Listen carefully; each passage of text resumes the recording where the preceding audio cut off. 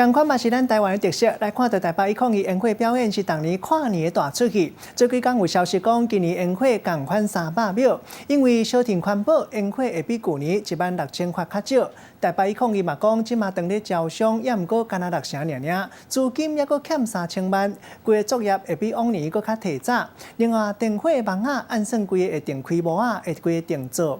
就算讲烟火变较少，嘛袂去影响到效果。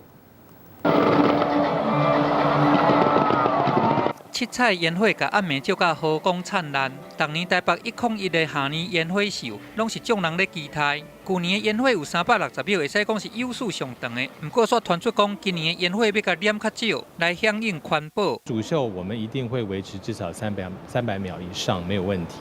那至于这个倒数的60秒怎么呈现，或者是前后的这个，我们还要跟动画团队。再来讨论。烟火发数是朝环保的方向走，只会更少，不会更多。台北101、2020的下年烟火，估计烟火量会比去年的16000粒较少。不过，若是这个14万粒 LED 的灯座来打造，伊的面积有8400平方公尺，对34楼到91楼，会使讲是全球上悬的荧幕。这个铁配的灯网，可要定升来甲开模啊，全面来甲升级。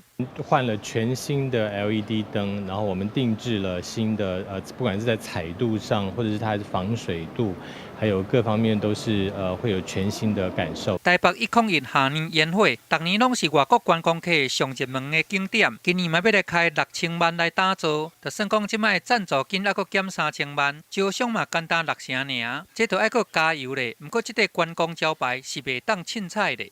记者综合报道。